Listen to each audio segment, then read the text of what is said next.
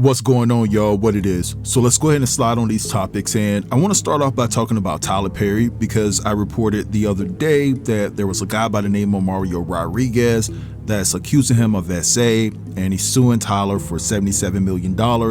Well, today TMZ has obtained some documents from Tyler Perry, well, actually text messages, that suggest that Mario was just texting him not too long ago asking for money.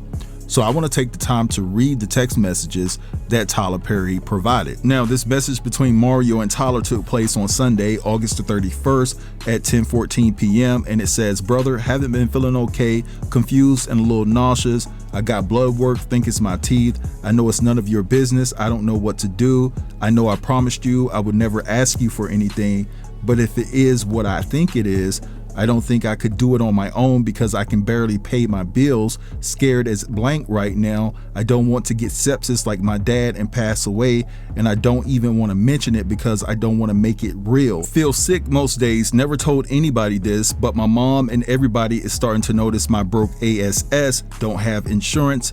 I never lied to you, but I think that's what's wrong. My dentist is supposed to take care of in Beverly Hills, but he's in prison for fraud. I've always been healthy, but lately I've been waking up confused and dizzy and a bunch of stuff.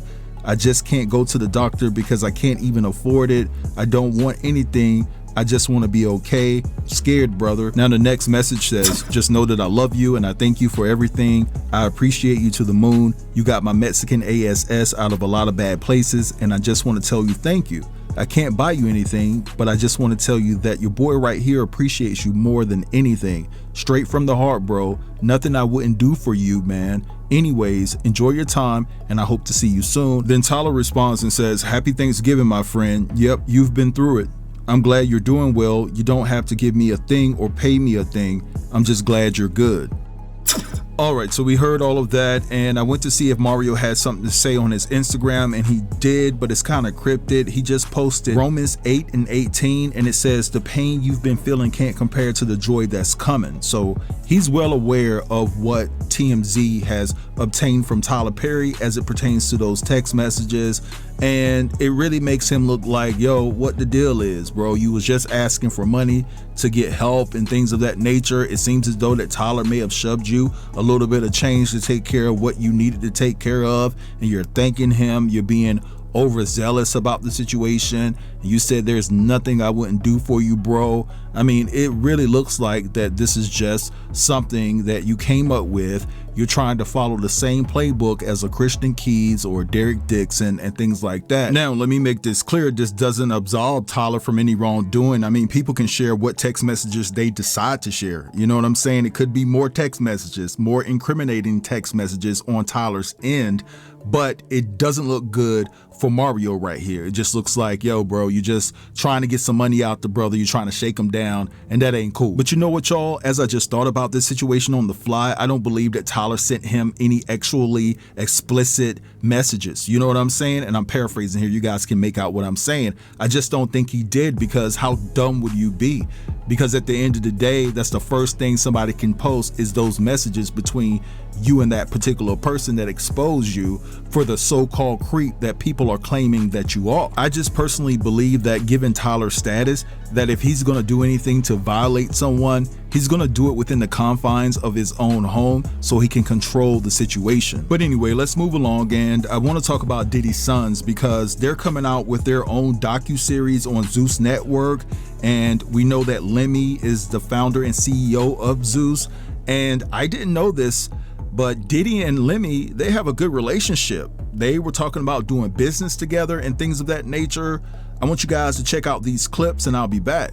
I'm really shaking it up, you know what I'm saying? Even if it's the shit I watch or don't watch or whatever it is, the capabilities to be able to do something that's compelling and feed an audience and have heart and be something that's unapologetically the culture, where you ain't gotta explain like, yo, why are you doing? You know, y'all doing what y'all doing, and y'all doing it in a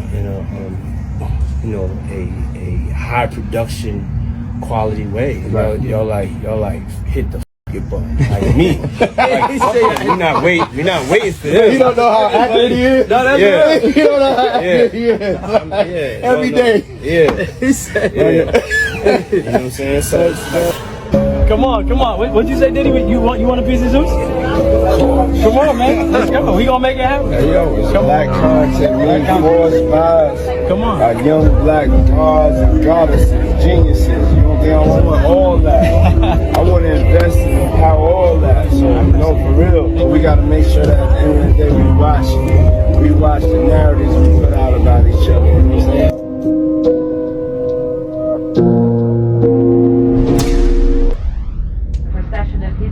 Arriving in court for day one of their father's trafficking trial in New York, hands gripped in solidarity. Do you still believe your dad's innocent? How did you feel hearing that testimony yesterday? Do you apologize on behalf of your father? Do you believe your father's innocent?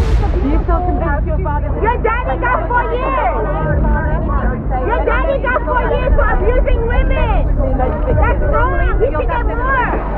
Fight this to the end. He's innocent. Not afraid of the charge. Nothing that's like the OJ all over again.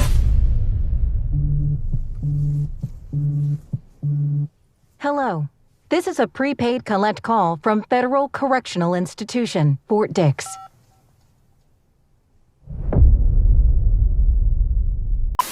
All right, so you guys just saw the couple of clips of Lemmy and Diddy hanging out together, and Diddy and him discussing working together in the future, right? And then you just saw the trailer for the documentary that's going to drop in 2026 featuring Christian and Justin. Now I want to read to you what Lemmy had to say about this documentary.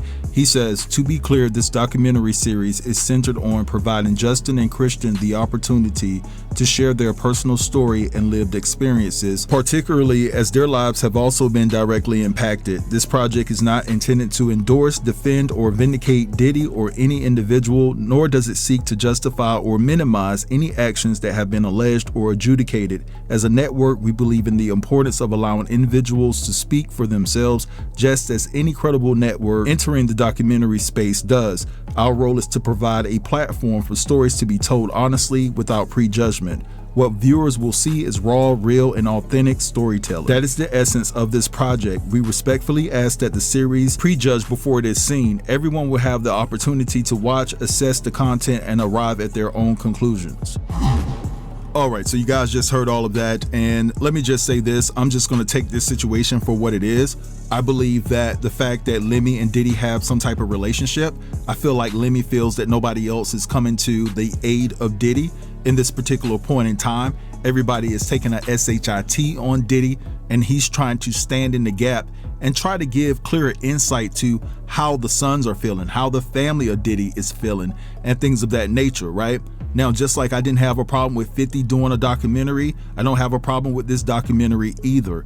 There are two sides to the coin, maybe sometimes three. At the end of the day, let's hear from all sides and how they feel about the situation or whatever the case may be. There's a lot of chit chatter online where people are disgusted with Zeus for actually giving Christian and Justin a platform to talk about this. And a lot of people are saying that they're not going to watch it, but we'll see, because a lot of people will change their mind and tune in and make it content, because of course, I'm pretty sure that they're going to reveal some inside secrets that we didn't know about, right? But yeah, a lot of people have a problem with this. I don't have a problem with it. I feel like people have the right to express themselves, to talk about a situation, to give their side of the story. And then at the end of the day, it doesn't change anything for me, because I still think that Diddy is a piece of SHIT. So, I mean, like, there's no end goal here. The goal is already ended for me in my perception of Diddy, but it'll be interesting to see what they have to say. But anyway, let's move along, because I want to talk about some bombshell news that I got involving Mary J Blige and Michael Jordan. Now, the information that I've obtained is coming from somebody extremely credible, and they're saying that Michael Jordan and Mary J Blige was hunching in 99 and 2000, right? The year of 99 and 2000. I don't know this to be factual. It's all alleged information. And as a matter of fact, let me just go ahead and read it to you all. So it says here, yo, I was at a birthday party here in Houston and a former Charlotte Hornets staff member said that Mary J Blige's ex told him years ago that Mary J Blige was pregnant by Michael Jordan at least on 2 freaking occasions back in 1999 and 2000. I was like, yo, BS. He got 2 other people on the phone who worked for the Hornets previously after texting her ex blank blank, and I cannot reveal the ex's name, with no response, and they said that it was true and people got fired for speaking on it when Michael Jordan owned the Hornets. I'm dead a serious. Answer the phone, bro. All right, so I talked to my people, right? I eventually called them back, and another thing they wanted to add to the situation is the fact that Michael Jordan did not want Mary to keep the pregnancy both times. That's what they're saying, allegedly. I'm just passing on the information. But listen, this is the thing.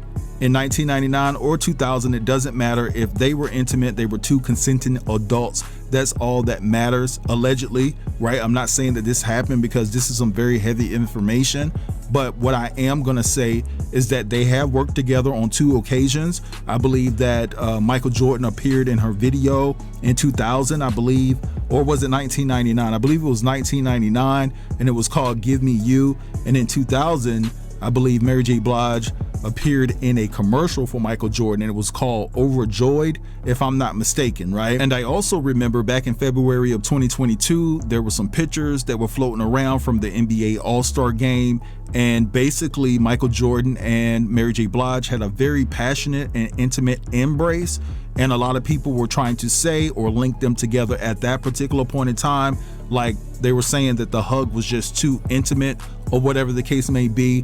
They could just have a love and respect for one another. They have worked together on 2 occasions, maybe more, maybe in the sheets, allegedly, but hey, I don't know that man's business or Mary's business. I'm just passing it down. But anyway, I want you guys to feel free to drop down in the comments and let me know what you think about everything I discussed in this video. Don't forget to like, comment, share, and if you're new here, consider subbing to the channel. I'll get with you guys later. Peace. Tough News TV. We out.